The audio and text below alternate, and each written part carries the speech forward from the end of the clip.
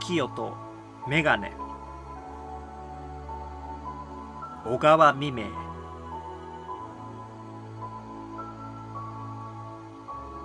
町も野も至る所緑の葉に包まれている頃でありました。穏やかな月のいい晩のことであります。静かな町の外れにおばあさんは住んでいましたが、おばあさんはただ一人窓の下に座って針仕事をしていました。ランプの火が辺りを平和に照らしていました。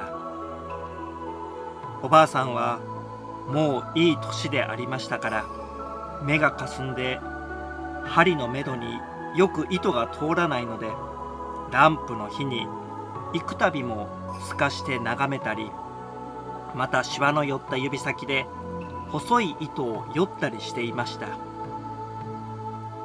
月の光は薄青くこの世界を照らしていました。生暖かな水の中に木立も家も丘もみんな浸されたようであります。おばあさんはこうして仕事をしながら、自分の若い自分のことや、また遠方の親戚のことや、離れて暮らしている孫娘のことなどを空想していたのであります。目覚まし時計の音がカタッコトカタッコトと棚の上で刻んでいる音がするばかりで、辺りはしんと静まっていました。時々町の人通りのたくさんなにぎやかな巷の方から何か物売りの声や、また北の行く音のようなかすかな轟が聞こえてくるばかりであります。おばあさんは今自分はどこにどうしているのすら思い出せないように、ぼんやりとして夢を見るような穏やかな気持ちで座っていました。この時、外の戸をコトコト叩く音がしました。おばあさんはだいぶ遠くなった耳をその音のする方に傾けました。今自分誰も訪ねてくるはずがないからです。きっとこれは風の音だろうと思いました。風はこうしてあてもなく野原や町を通るのであります。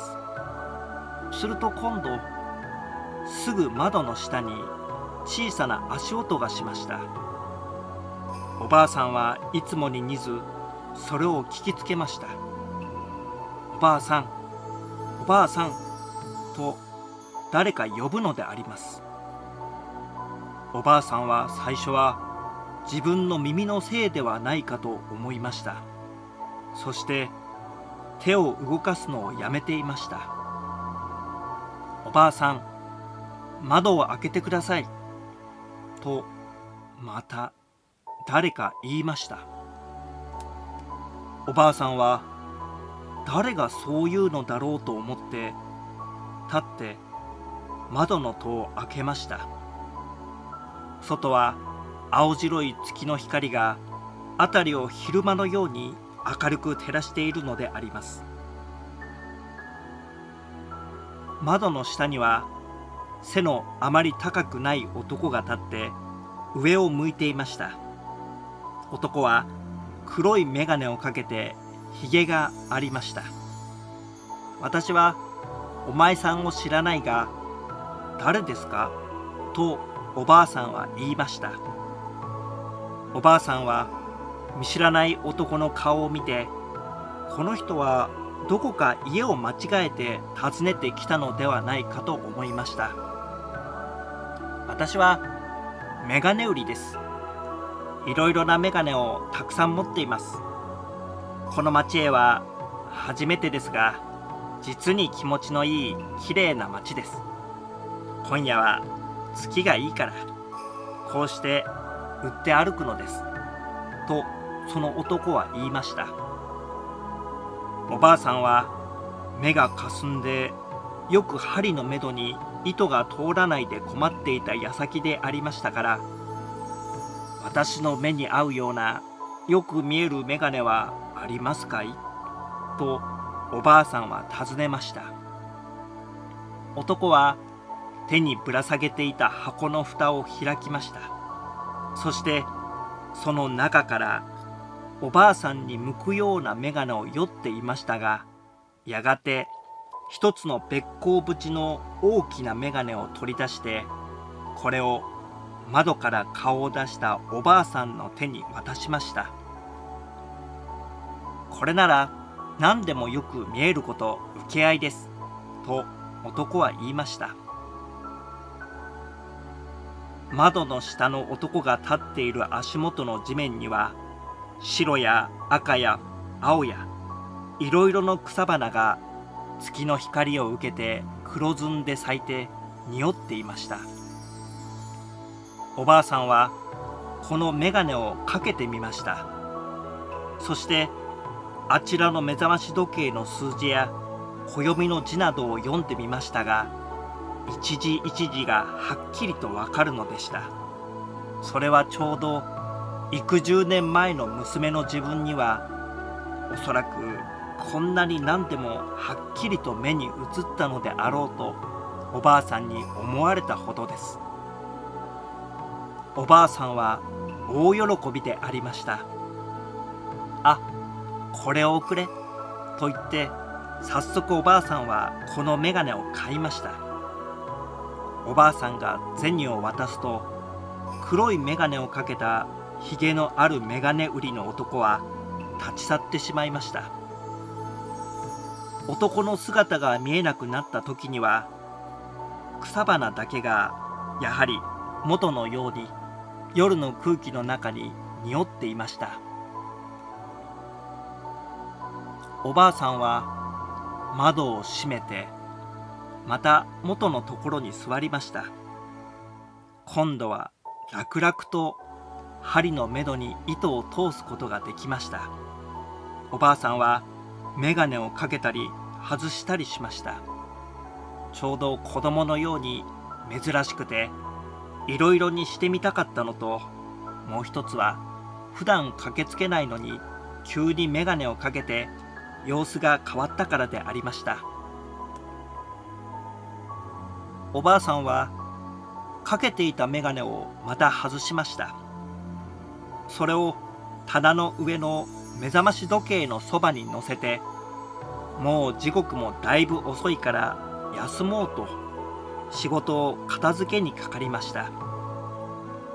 この時また外の戸をトントンと叩くものがありました。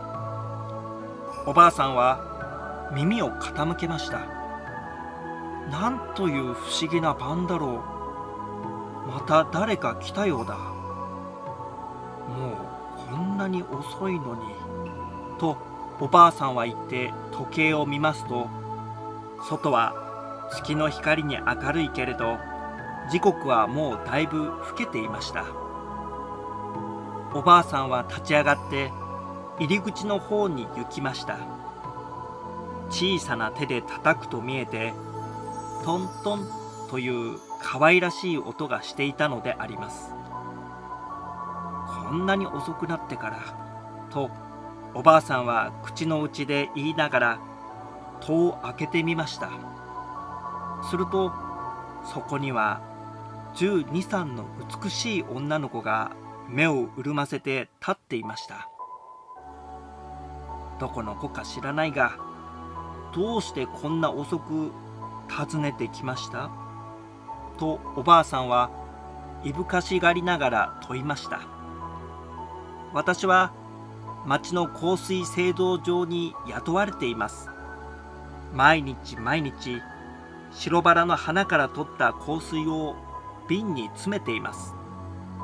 そして夜遅く家に帰ります。今夜も働いて一人ぶらぶら月がいいので歩いてきますと、石につまずいて指をこんなに傷つけてしまいました。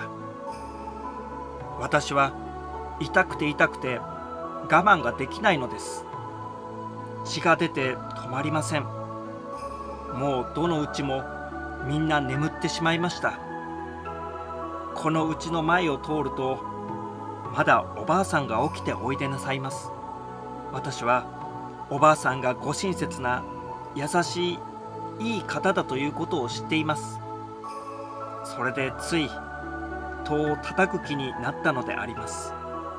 と髪の毛の長い美しい少女は言いました。おばあさんはいい香水の匂いが少女の体に染みていると見えて、こうして話している間にプンプンと鼻に来るのを感じました。そんなら、お前は私を知っているのですかとおばあさんは尋ねました。私はこのうちの前をこれまでたびたび通って、おばあさんが窓の下で針仕事をなさっているのを見て知っていますと少女は答えました。まあそれはいい子だ。どれ、その怪我をした指を私にお見せなさい。何か薬をつけてあげようとおばあさんは言いました。そして少女をランプの近くまで連れてきました。少女は可愛らしい指を出してみせました。すると真っ白な指から赤い血が流れていました。ああ、かわいそうに。石ですりむいて切ったのだろうとおばあさんは口の内で言いましたが、目がかすんでどこから血が出るのかよく分かりませんでした。さっきのメガネはどこへ行ったとおばあさんは棚の上を探しました。メガネは目覚まし時計のそばにあったので、早速それをかけてよく少女の傷口を見てやろうと思いました。おばあさんはメガネをかけてこの美しい、たびたび自分の家の前を通ったという娘の顔をよく見ようとしました。するとおばあさんはたまげてしまいました。それは娘ではなくて、きれいな一つの胡蝶でありました。おばあさんは、こんな穏やかな月夜の晩にはよく胡蝶が人間に化けて夜遅くまで起きているうちを訪ねることがあるものだという話を思い出しました。その胡蝶は足を痛めていたのです。いい子だからこちらへおいでとおばあさんは優しく言いました。そしておばあさんは先に立って戸口から出て裏の花園の方へと回りました。少女は黙っておばあさんの後について行きました。花園にはいろいろな花が今を盛りと咲いていました。昼間はそこに蝶やミツバチが集まってきて賑やかでありましたけど、今は墓毛で楽しい夢を見ながら休んでいると見えて全く静かでした。ただ水のように月の青白い光が流れていました。あちらの垣根には白い野原の花がこんもりと固まって雪のように咲いています。娘はどこへ行ったとおばあさんは不意に立ち止まって振り向きました。後からついてきた少女はいつの間にかどこへ姿を消したものか、足音もなく見えなくなってしまいました。みんなおやすみ。どれ、私も寝ようとおばあさんは言って家の中へ入って行きました。本当にいい月夜でした。